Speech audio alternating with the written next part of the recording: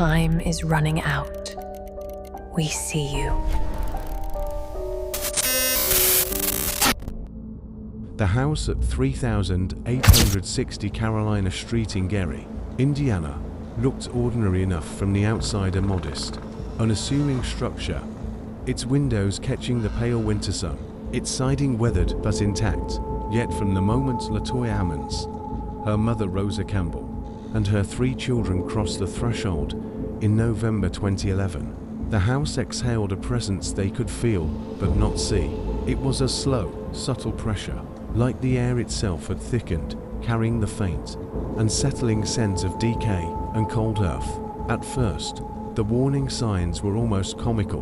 Black flies, hundreds of them, buzzed relentlessly in the dead of winter, ignoring the frost that should have kept them dormant. LaToya swatted again, yet they returned, filling corners, hovering above the furniture, circling her head with a persistent hum that grated on the nerves. But the comedy quickly faded. Footsteps began, heavy, deliberate, pacing the basement floor at midnight. The children would wake, eyes wide, staring into darkness where shadows thickened unnaturally in corners. Doors creaked open and slammed shut on their own. Drawers slid across kitchen counters as if invisible hands were rifling through them.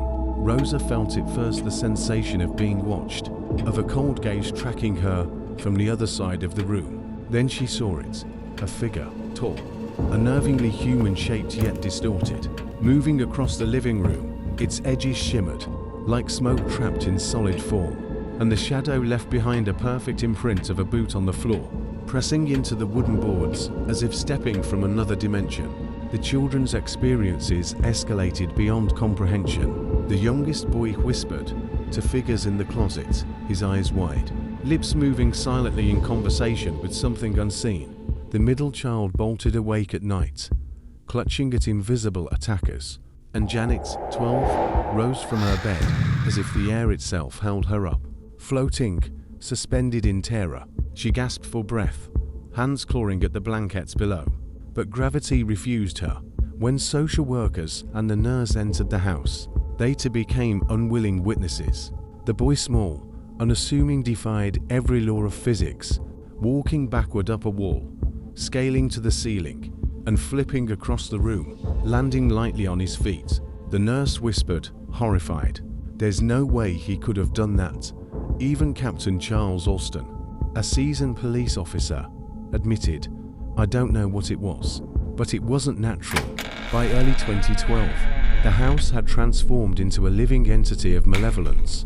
Objects shifted without touch, doors slammed with impossible force, shadows gathered in corners, pressing closer as if they could feel your fear.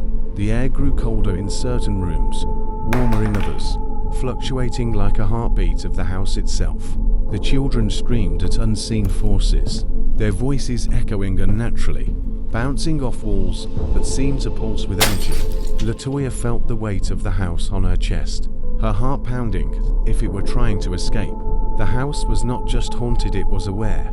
Desperation drove the family to seek spiritual intervention. Reverend Michael Maginot performed exorcisms, chanting in Latin, his voice trembling as the house responded with gusts of wind, flickering lights, and shadows writhing on the walls. Maginot reported dozens of malevolent entities, some manifesting as whispers in the children's ears, some as dark, pulsating shapes in the corners of rooms. He counted over 200 demons. The rituals left the family drained, trembling, haunted by lingering smells of smoke and sulfur, by cold drafts that seemed to follow them from room to room. Eventually, the family fled to Indianapolis.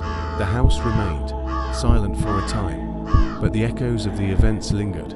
Black flies in winter, shadows that stalked without shape, children who defied gravity. These images burned into their minds. Zach Bagans would later purchase and demolish the house in 2016, but the terror had already imprinted itself on everyone who experienced it. Even now, when the wind blows across Gary, Indiana, locals whisper of a house where nightmares walked in daylight, where shadows had weight, and walls were alive with eyes, where the air carried the faint scent of cold earth and decay, and the laughter of children was twisted by unseen forces. Some dismiss it, others believe.